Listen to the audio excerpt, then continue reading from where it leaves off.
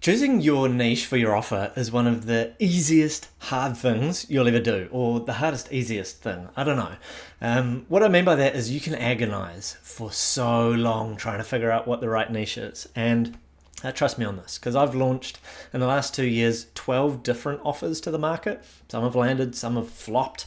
And in my previous consulting business, where I was a partner for 4 or 5 years, we launched a bunch of things as well. And in my time, I've sold to non-profits, small and large. I've sold to government departments, businesses, big corporates, small corporates. So I've kind of seen a lot of stuff that works, it doesn't work. And I want to go through what I think are 4 things that you need to be able to satisfy for yourself, so you know you're choosing a good niche. And let's just jump into it.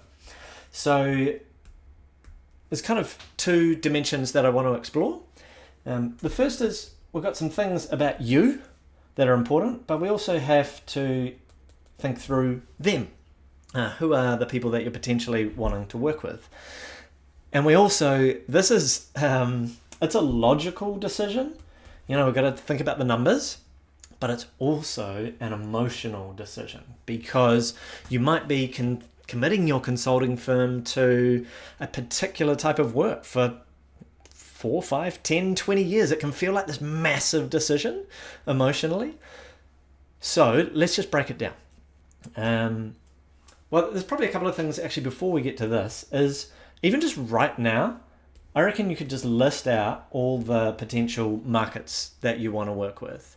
And we don't need to get too specific with this at the moment. It might just be, I want to work with middle leaders in government. No, we want to work with non-profits who've got about 10 to 40 staff who are really struggling with their funding applications, right? Just choose 2, 3, 4, 5, 6 niches. You just want to list them all out. Once you've got them listed out, then we come back and we can start putting these 4 filters across it, which are pretty simple. First is, can you help them? So you've got to be really confident in your skills and your abilities. If you're moving into a totally new area, this is kind of about your subject matter and about the problem they've got. Can you help them with that? That's the first question you've got to ask for yourself. The second question is, how much do you like them? Because you might be spending a bit of time with them, and if you don't really like tobacco conglomerates, then they're probably not the right niche for you. So those 2 things are easy, and I think a lot of people stop there. They think, who can I help and how much do I like them? They choose a niche and then they struggle. And they struggle because they haven't thought about the next 2 elements, which are more about them than they are about you. And that is simply, can they pay you? Can they afford you? So if you're wanting to do leadership development and you really love small non-profits with 1 to 10 employees, the harsh reality is you might struggle to make a long-term sustainable business out of that, because that's just not a line item that gets to the top of the list in that sort of organization. So can they pay you?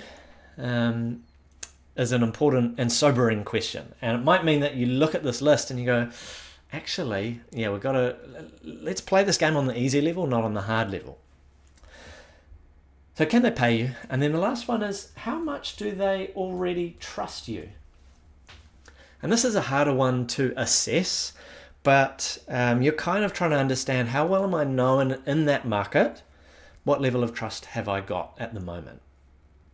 So these are 4 little factors that we can look at, and then you might come back to your list and actually go, okay, well, based on 1, 2, 3, and 4, scrappy columns, but you get the idea. Then you can start to rate yourself. Just, the red, orange, green traffic light might be good, so you might go, oh, yep, tick there. Oh, no, that would be a cross. A cross. Might be an orange one there, and a green tick there, right? And you just kind of go through your list and see who scores the best. It's kind of as simple as that.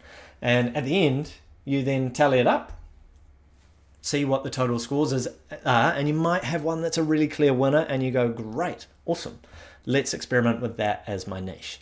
And I say experiment really deliberately because you don't really know if this niche is going to work for you, for the offer you're putting out into the world.